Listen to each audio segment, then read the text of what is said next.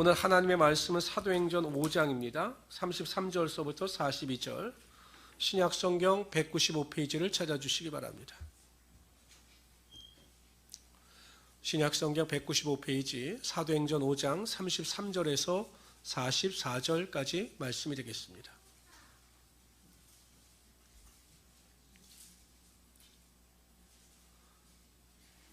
(5장) 33절에서 42절까지 말씀입니다. 우리 다 찾으셨으면 한 절씩 교독합니다. 제가 먼저 33절을 읽겠습니다. 그들이 듣고 크게 노하여 사도들을 없이 하고자 할세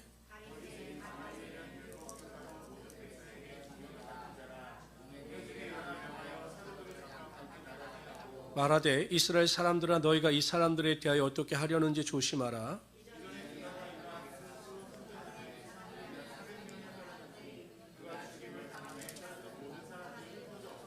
그 호족할 때 갈릴리의 유다가 일어나 백성을 꿰어 다르게 하다가 그도 망한즉 따르던 모든 사람들이 흩어졌느니라.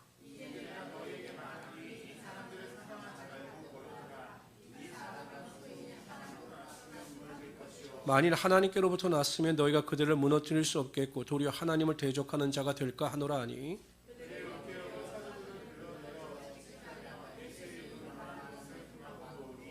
사도들은 그 이름을 위하여 능욕받는 일에 합당한 자로 여기심을 기뻐하면서 공회 앞을 떠나니라.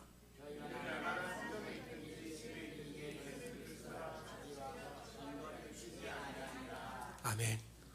저는 오늘 읽어드린 사도행전 5장 33절에서 42절까지 말씀을 가지고 절대 기쁨, 따라합시다. 절대 기쁨. 이와 같은 제목으로 하나님의 말씀을 전가하도록 하겠습니다. 저는 아버지로서 저희 자녀들에게 바라는 것이 있습니다. 그것은 저희 자녀들이 많은 재물을 소유해서 다른 사람들보다 명예와 권력을 가지고 살아가는 것이 아니라 하루하루를 살아가되 하나님이 주시는 기쁨과 행복 가운데 살아가기를 원하는 것입니다. 비록 살아가는 그 삶의 과정 속에서 고난을 만나고 문제를 만난다 할지라도 하나님께서 주시는 그 기쁨을 가지고 그 기쁨 속에서 환경을 넉넉히 이기며 살아가기를 원한다라는 것이죠. 한번 생각해 보십시오. 제 사랑하는 그 두 자녀가 매일 슬퍼하고 문제 때문에 낙심하고 절망한다면 그러한 두 자녀를 바라보는 제 마음이 어떻겠습니까? 아마 제가 어려움을 당하는 것보다 제 자녀가 슬픔 속에서 우울해하는 모습을 볼 때 더 괴로울 것입니다. 그런데 여러분, 우리를 사랑하시는 하나님께서도 우리를 바라보실 때 그보다 더하시다라는 것입니다.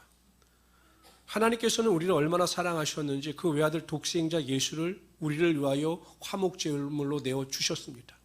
그리고 예수 그때 복음을 통하여 우리를 구원하여 주시고 하나님의 자녀 삼아 주시고 하나님의 친백성 삼아 주셨습니다.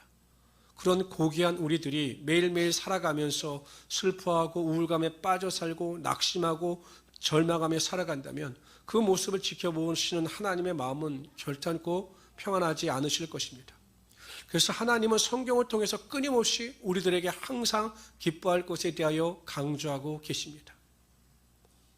그런데 성도 여러분, 하나님께서 이렇게 우리의 삶의 기쁨을 강조하신 이유가 있습니다. 그 이유는 하나님 안에서 절대 기쁨을 가지고 살아가는 자들에게는 영역 간의 간건함의 능력이 나타나기 때문입니다. 기뻐하는 자들은 영적으로 건강합니다. 항상 기뻐하는 자들은 영적으로 건강합니다. 그래서 어떠한 환경 가운데 있다 할지라도 원망하고 불평하고 비판하고 정죄하는 것이 아니라 긍정적이고 소망적인 믿음을 가지고 하나님 앞에 나아갑니다. 하나님께서 그 믿음을 받아주시고 그의 삶에 하나님의 축복과 은혜와 능력이 임하게 하여 주십니다. 이런 선순환의 사이클이 있기 때문에 항상 기쁨 가운데 살아가는 자에게는 하나님의 더 큰 은혜가 반드시 임하게 된다는 것이죠. 뿐만 아니라 기쁨은 육신도 간건케 하는 것입니다. 우리가 잘 알고 있는 잠언서 17장 22절 말씀을 다 같이 읽어보도록 하죠. 시작. 마음의 즐거움은 양양이라도 심령의 근심은 뼈로 마르게 하느니라. 마음의 즐거움이 어떠한 보약보다도 좋다라는 것입니다. 하나님께서 이 말씀, 잠언서를 기록할 당시에는 의학적으로 즐거워하고 기뻐하는 것이 신체에 어떠한 유익을 주는가에 대해서는 설명을 하실 수가 없었죠. 아무리 설명을 해봤자 그들에게는 도저히 이해할 수 있는 일이 아니었기 때문에. 그런데 지금 여러분 보십시오. 뇌과학이 얼마나 발달했습니까? 뇌파를 연구하고 또 뇌파의 성질을 분석할 정도로 굉장히 그 뇌과학이 발전을 했습니다. 근데 연구를 해보니까 인간의 뇌에서는 수많은 뇌파가 나온다라고 해요. 그 중에 인간에게 유익을 주는 뇌파가 있고 인간에게 피해를 주는 뇌파가 있는데, 보통 알파파라고 하는 것은 인간에게 유익을 주는데, 이 알파파는 언제 많이 나타나는가? 잠을 잘 때 많이 나타난다는 거예요.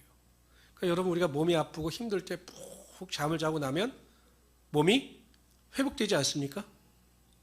그렇지 않아요? 자고 일어나면 더 뻐근하십니까? 그럼 주님 곁으로 가실 날이 얼마 남지 않은 겁니다. 정상적으로는 자고 일어나면 알파파가 나오기 때문에 회복이 되는 거예요. 근데 베타파가 있어요. 이 베타파는 주로 깨어있는 상황 속에서 나오는 거예요. 우리가 일을 하면 스트레스도 받고 또한 여러 가지 어려움을 당할 때 이 베타파가 나온다는 거죠. 그래서 육체에 큰 고통을 안겨다 준다는 것입니다. 그런데 유일하게 우리가 깨어 활동할 때 알파파가 나오는 경우가 있는데 두 가지래요. 첫째는 사랑할 때. 그러니까 여러분, 부부가 서로 사랑하고 서로 그냥 아껴주고 서로 인내하면 항상 알파파가 나와서 건강을 유지할 수 있다는 거죠. 그리고 언제 알파파가 나오느냐? 기뻐할 때, 웃을 때 이 알파파가 나와서 산소를 뇌에 공급함으로 말미암아 우리의 육체의 강건함이 임하게 된다는 것입니다. 의외로 우리가 이 뇌는 인풋하는 대로 반응을 하게 된다는 거예요. 우리 컴퓨터 같은 걸 여러 번 치면 내용을 인풋하면 프린터로 아웃풋 되지 않습니까? 내용이 그대로 나오지 않습니까? 마찬가지로 우리의 뇌는 뇌 스스로 무엇을 판단하고 결정할 수 있는 능력이 있는 것이 아니라 우리의 의지대로 뇌에 입력하면 그 뇌가 그대로 반응한다는 것입니다. 그래서 여러분, 아무리 환경이 어렵고 힘들어도 나는 기쁘다, 즐겁다, 막 이런 말을 거듭하고 이런 말대로 행동하게 되면 이 뇌가 기쁨으로 인정해서 알파파가 나오게 되는 것이고, 그리고 간건케 되더라는 것입니다. 이처럼 우리가 기뻐할 때 우리에게 영육 간의 간관함의 능력이 분명하게 나타나게 되어 있습니다. 그래서 저는 오늘 시간 우리가 이런 절대 기쁨, 행복을 누리기 위해서 어떻게 해야 하는가에 대해서 살펴보며 함께 은혜를 나누도록 하겠습니다. 첫 번째로 우리가 절대 기쁨 가운데 살아가기 위해서는 우리가 가치 있는 일에 최선을 다해야 합니다. 오늘 본문의 내용은 이렇습니다. 우리가 사도행전 3장에 보면 베드로와 베드로와 요한이 성전에 올라가다 성전 민문에 앉아있는 안전뱅이를 이렇게 세우죠. 그 일로 인해서 종교 지도자들, 공의회 회원들과 대제사장들에게 미움을 받습니다. 그리고 핍박을 받아요. 그리고 예수의 이름을 전하지 말라 이렇게 이야기합니다. 그때 베드로와 요한이 뭐라고 대답하냐면, 하나님 앞에서 너희 말 듣는 것이 하나님 말 듣는 것보다 옳은가 판단하라. 우리는 우리가 보고 들은 말을 전하지 아니하고는 견딜 수 없다라고 나옵니다. 다시는 예수의 이름을 증언하지 말라고 했는데 베드로와 야고보와 그 밖의 사도들은 견딜 수가 없었던 거죠. 요한 사도도 마찬가지고 복음을 증거하지 않고는 살 수가 없었던 것입니다. 그래서 복음을 증거하다 또 감옥에 들어갑니다. 근데 또 주의 천사가 그들을 탈출시키면서 하시는 말씀이, 새벽에 성전에 나가 사람들에게 말씀을 가르치라 하니 이 제자들이 또 성전에 들어와서 하나님의 말씀을 가르칩니다. 그게 또 체포되어 오는 것이죠. 어쩔 수 없이 대제사장들과 원로들이 결론 내린 것이 무엇이냐면, 안 되겠다. 이 베드로와 요한과 그 밖의 모든 사도들을 죽이자. 이렇게 결론을 내립니다. 그때 누가 나서냐면 가말리엘이라고 하는 율법사가 나타납니다. 존경받는 사람이었는데 이 사람이 무엇이라고 이야기를 하냐면, 너희들이 이 사람들을 스스로 죽여서 여론을 악화시킬 필요가 없다. 만일 이들이 하는 일이 하나님께로부터 난 일이라면 너희들이 그들을 도저히 막을 수 없다. 그러나 이 일이 사람으로부터 비롯된 일이라면 그들 스스로 망할 것이니 너희들이 그들을 그냥 내어 보내라 라고 이야기를 합니다. 말을 듣고 보니 맞거든요. 그런데 그냥 내보내는 것이 아니라 잡혔던 사도들을 채찍질하여 내보냅니다. 여러분, 채찍질에 맞았으니 아플까요? 안 아플까요? 힘들까요? 안 힘들까요? 힘들고 화가 나죠. 너무 아프죠. 그러면 우리의 입술에서 나오는 것은 탄식이고 불평이고 원망이어야 하는데, 오히려 채찍에 맞아 노임을 받은 사도들은 능력받는 일에 하나님께 합당한 자로 여김을 받았다 하여 오히려 기뻐합니다. 이해할 수 없는 일이죠. 매를 맞았는데, 복음을 증거하다 매를 맞고 핍박을 받았는데 이것은 탄식하고 슬퍼할 일이지 기뻐할 일이 아닙니다. 그런데 그들이 왜 기뻐했느냐? 하나님께서 기뻐하시는 일, 하나님께서 인정하시는 일, 하나님께서 가장 가치 있다고 하는 일에 대하여 핍박을 받았기 때문에 오히려 하나님 나라의 상급을 기대하면서 기뻐했다라는 것입니다. 기부를 많이 하는 분들에게 묻습니다. 생각해 보세요. 1억씩 10억씩 기부를 한다는 것이 쉬운 일이 아니거든요. 왜 기부를 합니까? 라고 물어보면 그렇게 보통 대답들을 하십니다. 기부를 하면 중독이 됩니다. 기부할 때 느껴지는 그 환희와 기쁨을 주체할 수가 없습니다. 그래서 저는 기부를 멈출 수가 없습니다. 이렇게 이야기를 합니다. 가치 있는 일에 희생을 할 때 그 가치 있는 일에 희생에 따른 기쁨이 있기 때문에 그들이 그렇게 기부를 할 수 있는 것이죠. 고속도로를 달리던 차가 중앙 분리대를 들이받고 전복이 되었습니다. 막 기름이 흘러나오고 막 위기에 처한 거죠. 그때 고속도로를 달리던 다른 차들이 다 멈춰서서 누구나 할 것 없이 그 차에 달려가서 그 전복되어진 차에서 운전자와 가족들을 막 구출해냅니다. 이게 폭발할지도 모르는데 그 위협 속에서 막 구출해냅니다. 어떤 사람은 119에 신고도 하고요. 그래서 애쓰고 수고해서 그 전복되어진 차에서 가장과 가족들을 구원해내었습니다. 그게 이렇게 동영상으로 이렇게 보여지는데요. 그 일에 동참했던 사람들의 얼굴을 보면 그렇게 기쁠 수가 없습니다. 여러분 생각해 보십시오. 그 사고 때문에 지체가 되고 약속 시간도 늦어질 수 있고 자신의 일정이 어그러질 수 있음에도 불구하고 그들은 그 얼굴 속에 기쁨을 감출 수가 없었던 거죠. 그 이유가 무엇입니까? 사람의 생명을 구원해내는 가치 있는 일에 내가 동참했다라고 하는 그 기쁨이 그들의 얼굴을 통해서 흘러 넘쳤던 것입니다. 성도 여러분, 하나님께서 인간을 창조하실 때 인간은 의미 있고 가치 있는 일을 할 때 마음의 기쁨과 행복이 흘러 넘치게 창조하신 것입니다. 그런데 성도들에게 중요한 것이 무엇입니까? 성도들은 영적인 일을 행하여 나갈 때 하나님께서 기뻐하시는 영적인 일에 충실할 때 하나님께서 부어주시는 하나님의 신령한 은혜와 기쁨을 맛볼 수 있어야 한다는 것입니다.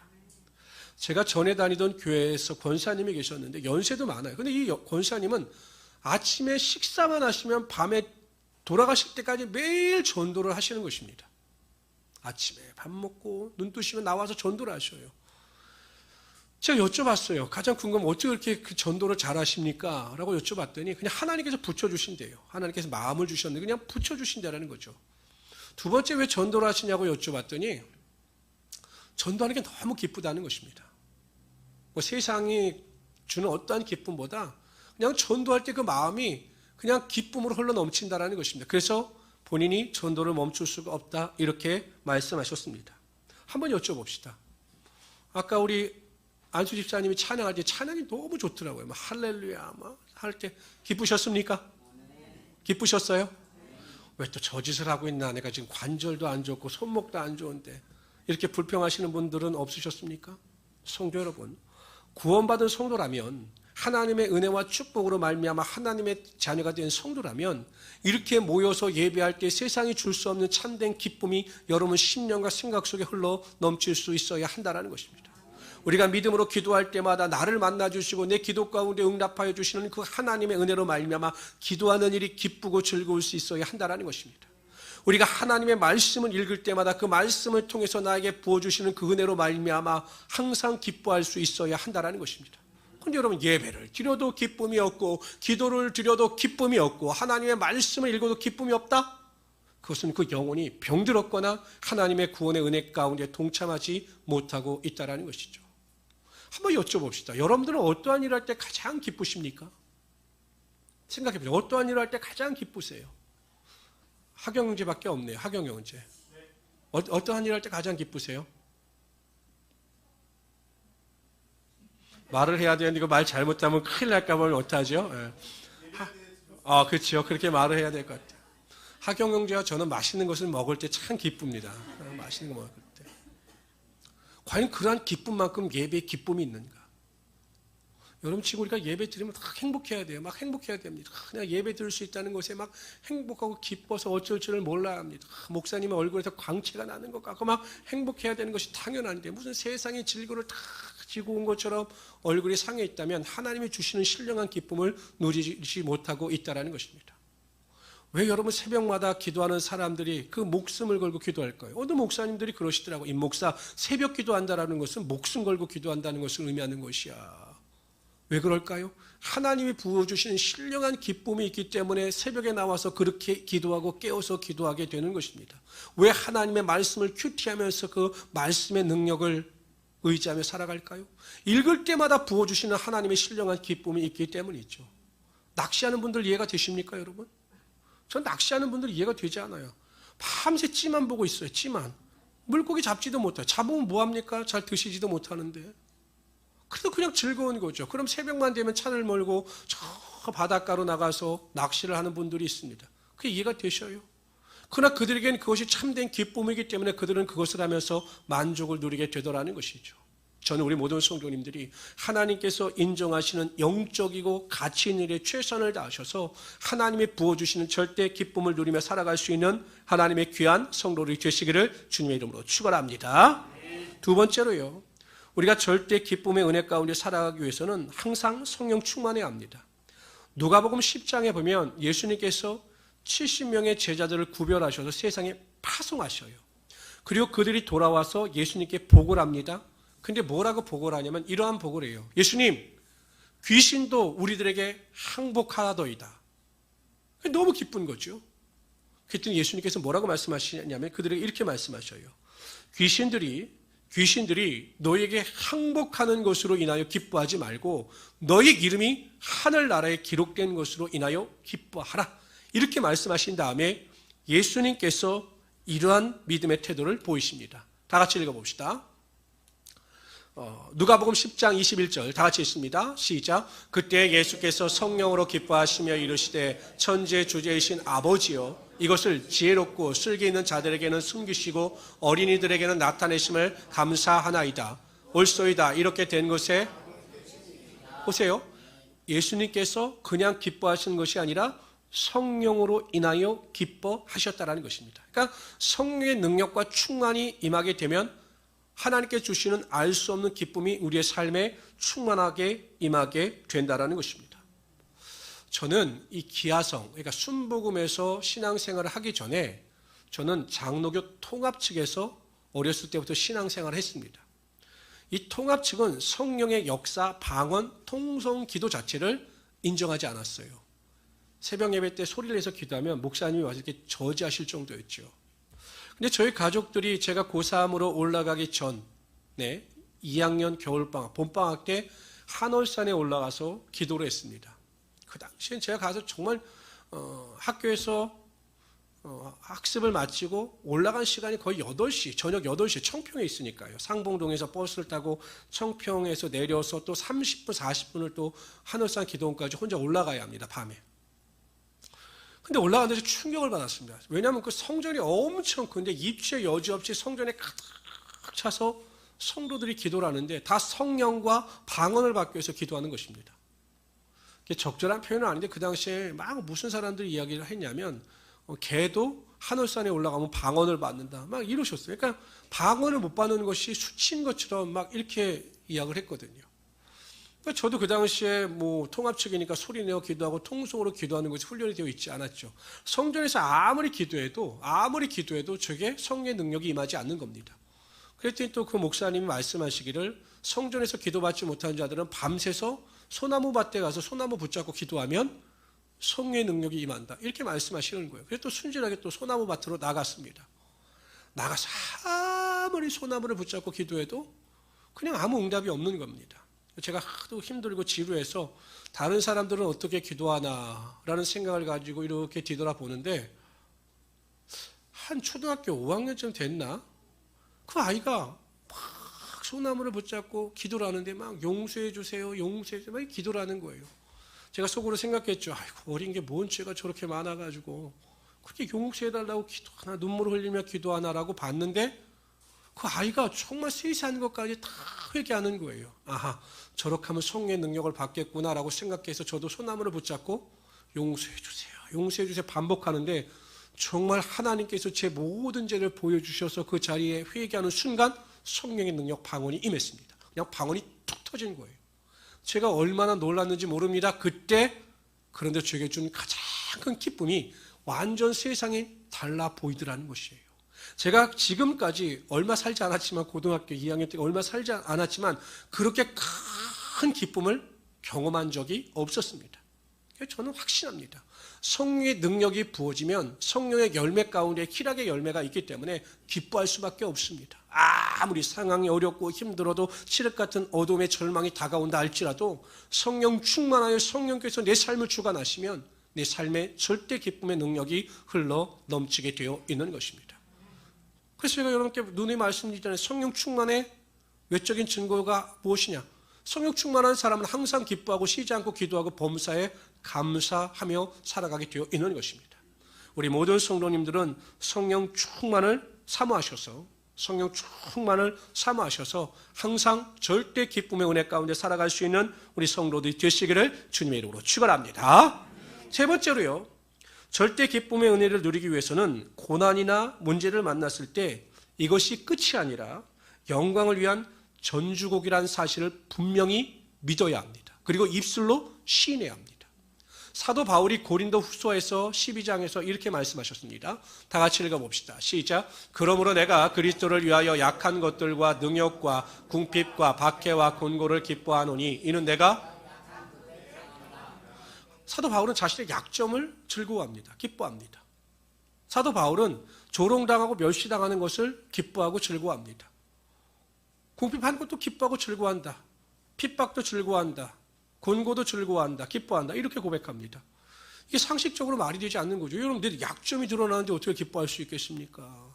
내가 핍박을 당하고 조롱과 멸시를 당하고 내가 물질의 어려움 가운데 살아가는데 어떻게 기뻐할 수 있겠습니까? 근데 사도 바울은 기뻐한다라는 것입니다. 그것이 어떻게 가능한가? 내가 약하고 내가 곤고하고 궁핍하고 내가 조롱과 멸시를 당하고 박해를 당할 때 곧 그때 하나님을 의지하면 하나님의 능력과 권세가 나에게 부어짐으로 내가 강함 가운데 하나님의 영광을 드러낼 수 있기 때문에 오히려 기뻐한다라고 고백하고 있는 것입니다. 성도 여러분, 항상 누누이 말씀드리지만 우리가 이 세상을 살아갈 때 성도들은 항상 영적인 눈을 가지고 세상을 바라보며 살아갈 수 있어야 한다는 것입니다.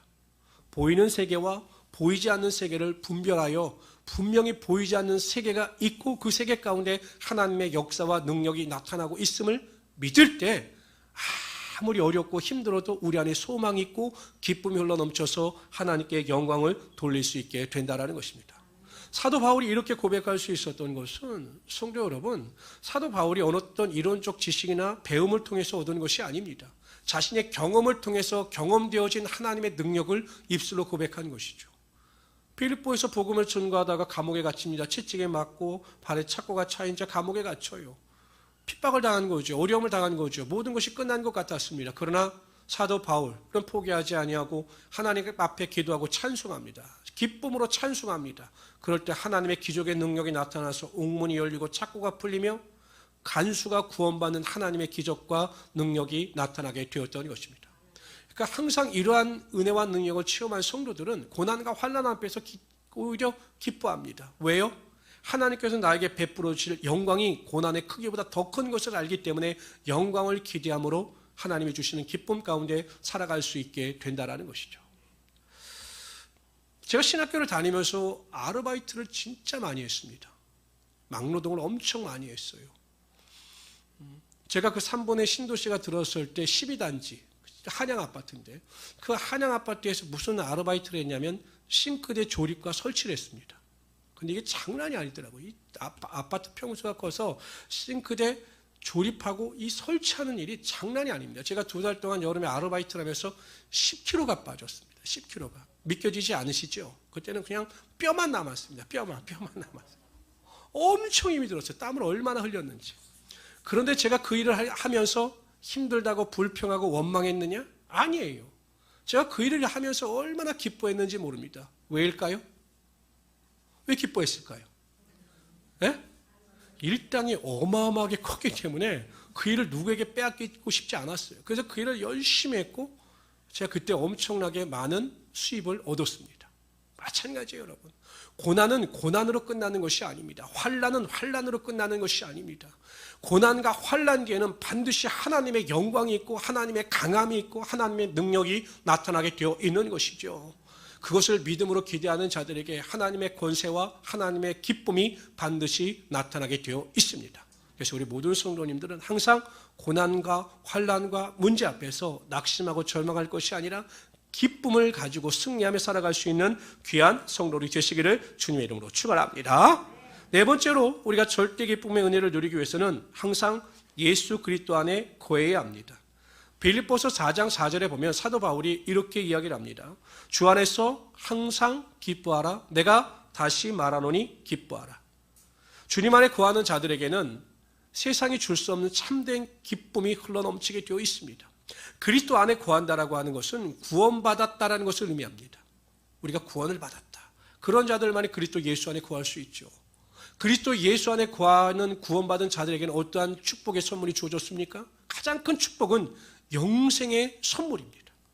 우리가 이 세상을 살아갈 때 고난과 환난을 당한다 할지라도 우리의 인생의 끝은 하나님께서 허락하신 하나님의 나라이기 때문에 그 하나님의 나라를 기대할 때마다 우리의 마음속에 세상이 줄 수 없는 참된 기쁨이 흘러 넘치게 되어 있다는 것이죠.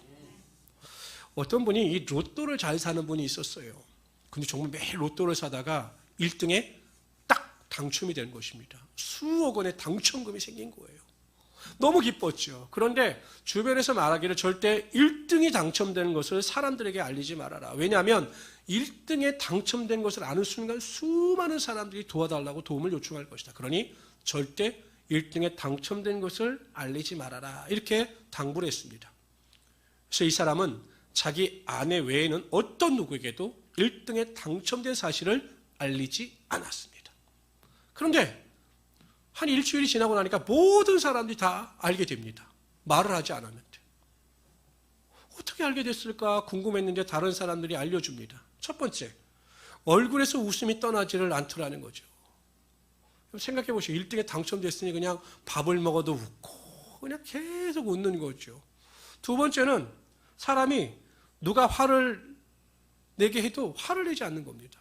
아주 그냥 무슨 막 기분 나쁜 일이 있어도 그냥 허허 하면서 막 넘기는 거예요. 웃어 넘기는 겁니다. 세 번째는 너무 후회졌어요. 밥도 사고 뭐 후회진 겁니다. 처음에 사람들이 생각할 때는 죽을 병에 걸렸나 보다 라고 생각을 했는데 그것도 아니거든요. 곰곰이 생각해 보니 이 사람이 매주 로또를 사고 로또로 인생이 즐겁다라고 고백했는데 로또에 당첨됐구나 라는 것을 알고 물었더니 거짓말을 못하니까 1등에 당첨됐더라고 고백을 하더라는 거죠. 성도 여러분, 우리 안에 소망이 있고 우리 안에 기쁨이 있으면 이 기쁨이 우리의 심령을 통해서 반드시 흘러넘치게 되어 있는 것이에요. 천국에 대한 소망이 있으십니까? 왜 이러세요? 천국에 대한 소망이 있으십니까? 빨리 주님 나라에 가고 싶지 않으십니까? 함부로 아멘 하지 마십시오. 저는 솔직히 이해가 안 되시는 목사님들이 그런 분들이에요. 내가 120세까지 목회하겠다. 무슨 기저귀 차고 목회하실 생각들이 계십니까? 어떤 분들은 그렇게 말씀하셔요. 아이고 목사님 개똥밭에 굴러도 이 세상이 낫지. 이 세상에 좀 더 오래 살다 가는 게 낫지. 뭐 천국 일찍 가서 좋을 게 뭐가 있습니까? 이렇게 말씀하시는 분도 있습니다. 천국에 대한 온전한 믿음과 소망이 없기 때문에 그래요. 천국을 어디 이 땅에 비유할 수 있겠습니까? 비교가 되지 않아요. 다만 우리가 이 세상에 살아가는 이유는 내가 책임져야 될 가족도 있고 또 책임져야 될 여러 가지 일이 있기 때문에 또한 아직까지 하나님께서 나에게 맡겨주신 사명이 있기 때문에 사는 것이지 주님께서 우리를 부르시고 가족들을 책임져 주신다면 어찌 천국 가는 것이 그리 슬픈 일이 되겠습니까? 천국이 얼마나 화려하고 좋은 것입니까? 눈물도 없습니다. 곡하는 것도 없습니다. 병도 없습니다.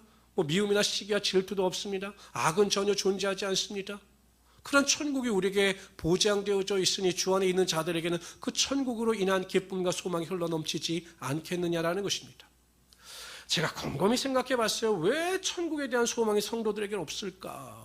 왜 없을까라고 생각해 보다가 제가 내린 결론은 목사님들이 항상 설교하실 때마다 이 땅에서 복을 받고 이 땅에서 잘 살아야 된다라고 하는 설교를 강조하셨기 때문에 이 땅에만 소망을 두고 살아가기 때문입니다. 아니에요, 여러분. 천국에 대한 소망이 있어야 합니다. 우리는 반드시 천국에 들어가고 하나님 나라에서 영원히 왕노릇 한다라고 하니 확고한 믿음이 있어야 한다라는 것입니다.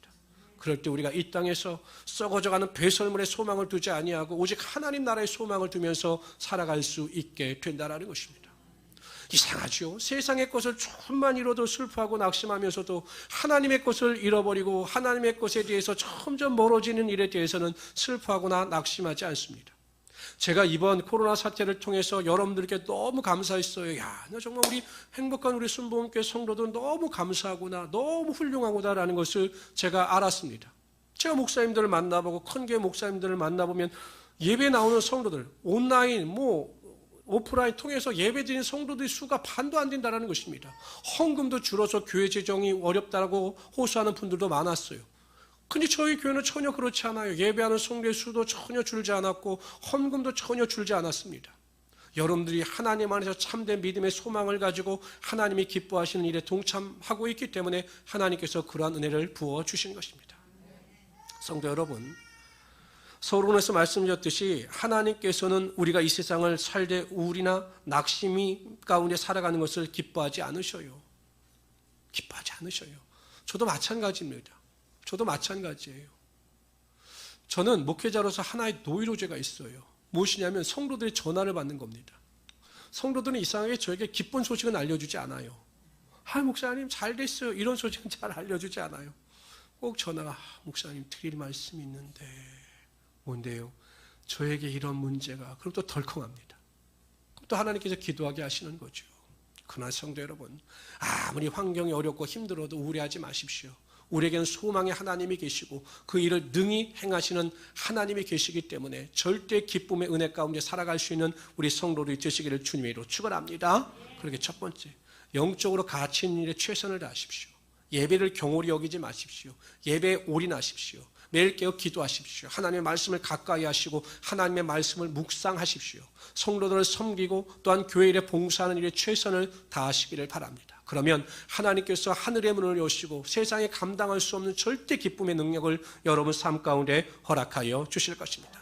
매일 기도하실 때마다 성령 충만을 삼으십시오. 하나님 성령의 능력을 기름부터 저에게 부어주셔서 항상 기뻐하게 하여 주시고 쉬지 않게 기도하게 하시고 범사에 감사할 수 있는 믿음이 되게 하여 주십시오라고 기도하시기를 바랍니다. 세 번째, 혹 우리가 이 세상을 살아갈 때 환난과 고난과 핍박을 만난다 할지라도 이것이 끝이 아니라 반드시 하나님께서는 영광으로 채워주신다라고 하는 믿음을 가지고 기뻐할 수 있는 우리 성도들이 되시기를 바랍니다. 그리고 항상 예수 그리스도 안에 구하십시오. 그래서 천국의 소망과 기쁨을 가지고 살아갈 수 있는 하나님의 귀한 성도들이 되시기를 주님의 이름으로 축원합니다.